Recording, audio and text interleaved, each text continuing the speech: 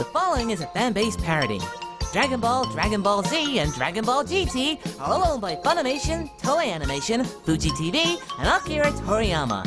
Please support the official release.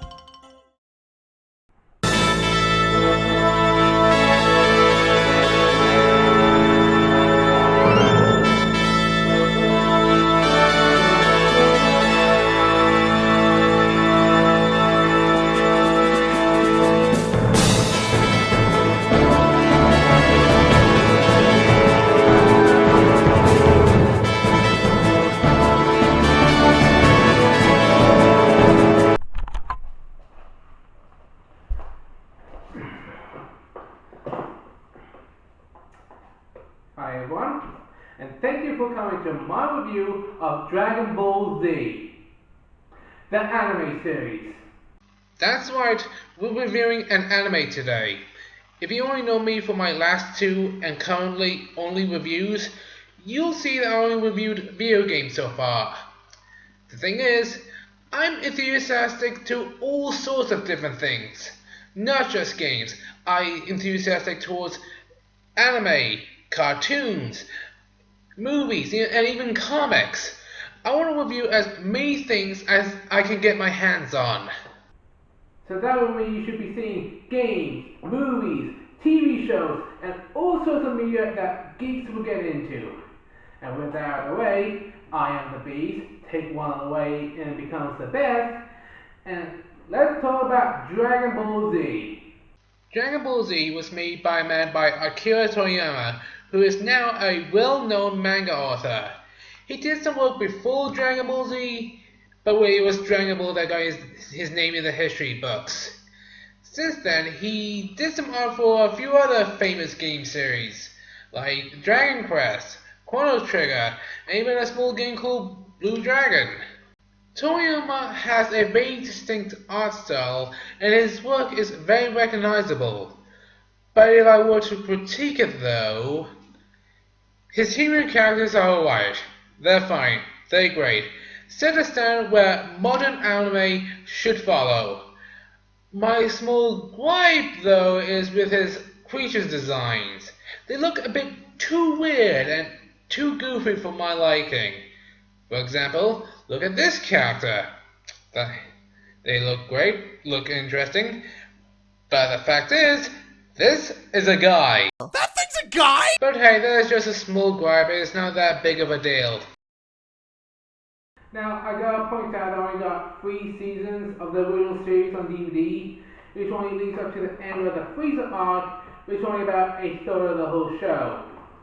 I have seen every episode about 10 years ago when I was like 11. But firstly, there's other things that help me to remember, like video games or revised versions that help jog my memory and refresh my mind. That and DDZ Abridged. One more thing I need to point out is that Dragon Ball Z is actually a sequel series. It's a continuation from a previous show that was just called Dragon Ball. And unfortunately for that, a few plot elements from that show gets carried over to this. It can be confusing a few times, but I think the show does a pretty good job to explain it sometimes. Remember when we used to do stuff? You know, be out there with them and help? Yeah, I remember that. that. Remember that. And remember the Red Ribbon Army? And what about King Piccolo? Yeah, Good times. Whatever happened to Launch? Who?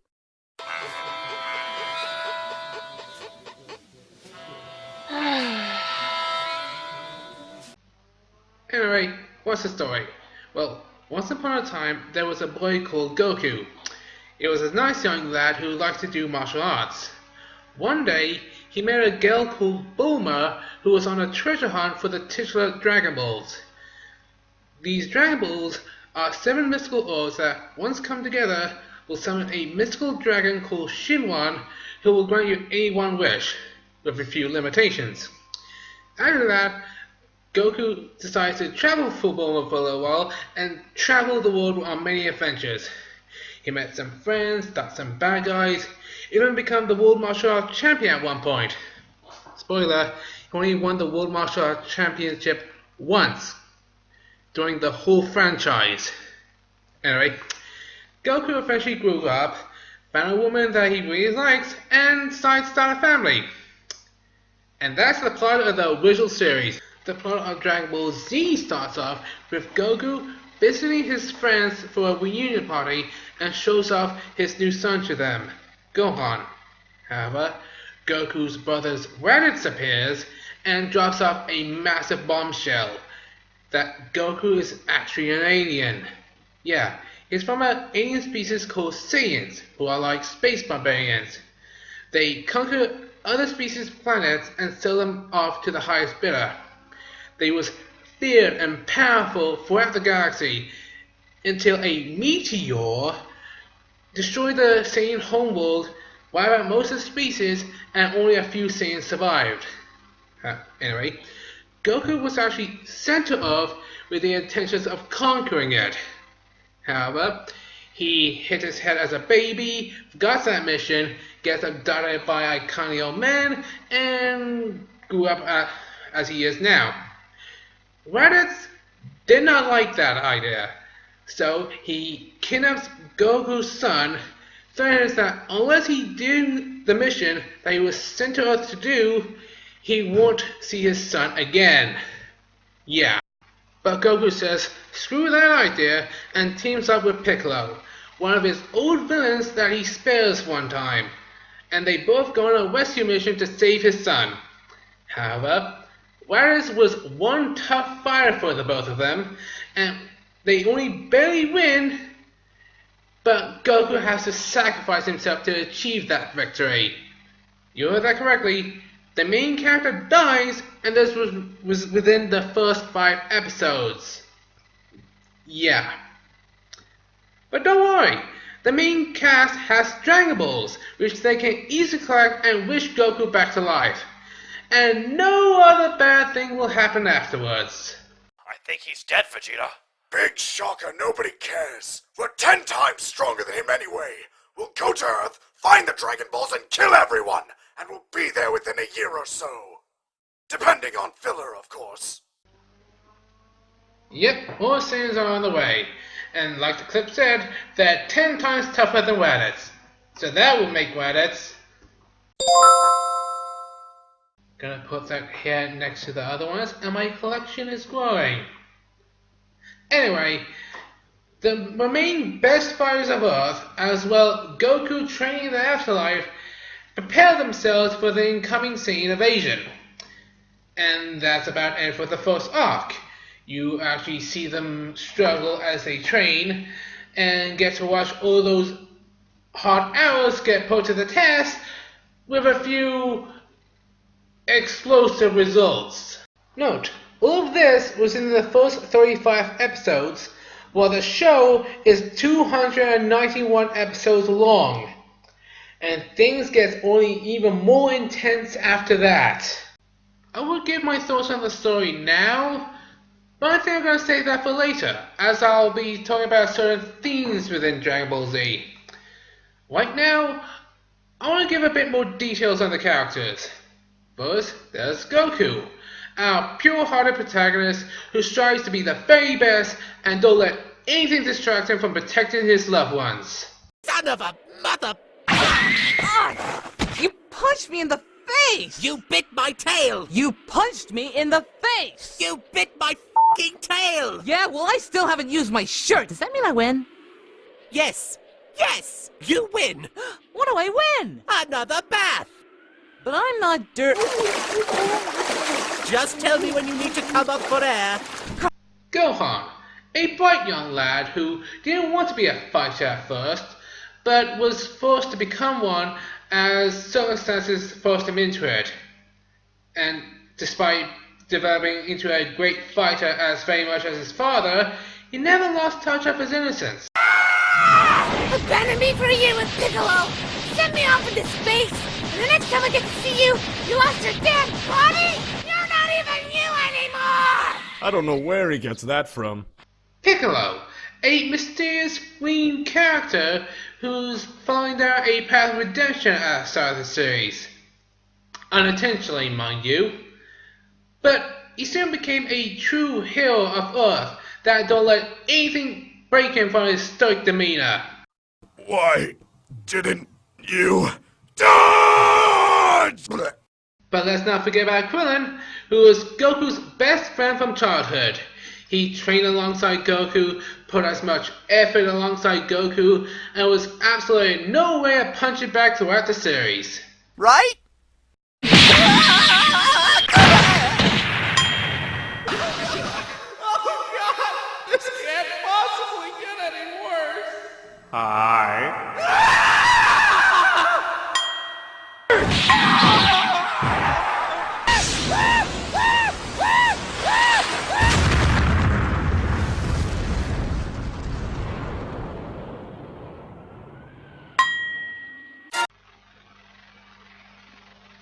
Because I think it's funny like that.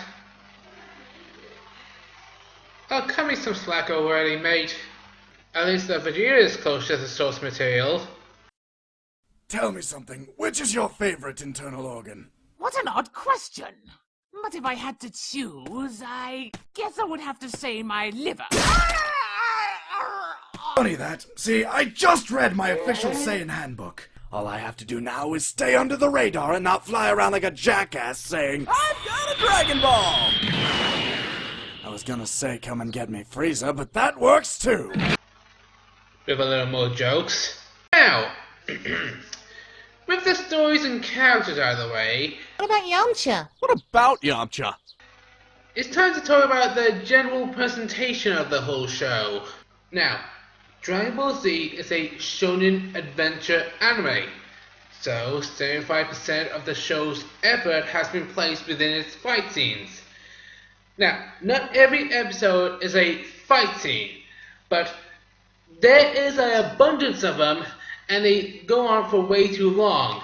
Like, one fight against one single villain can last between 3 to 5 or even 10 or 20 episodes. And this just highlights the Dragon Ball Z's biggest problem, arc fatigue.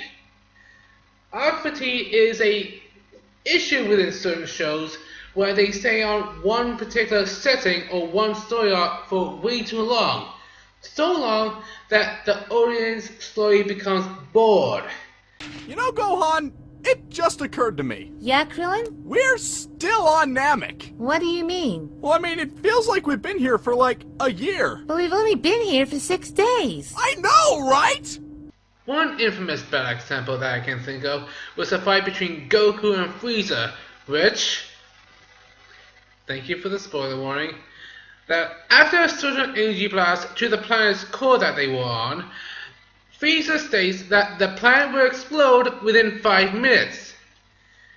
That's an impossibly short amount of time considering that everything else that happens afterwards.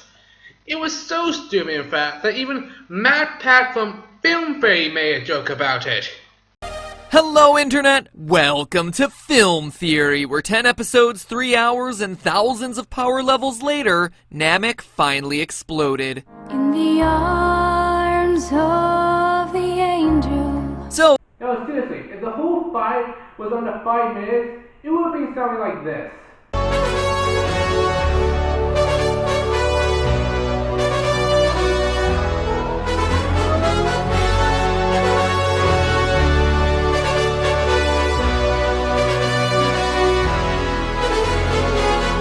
However, to DBZ's credit, the fights aren't just two people punching each other, and I don't just mean the energy blast either. Sometimes they can be either very clever. Come now, I've waited long enough. I know it's something new to you, monkey, but it's called a bath. Go, my children. What? That's just distracting. And that's just annoyingly distracting.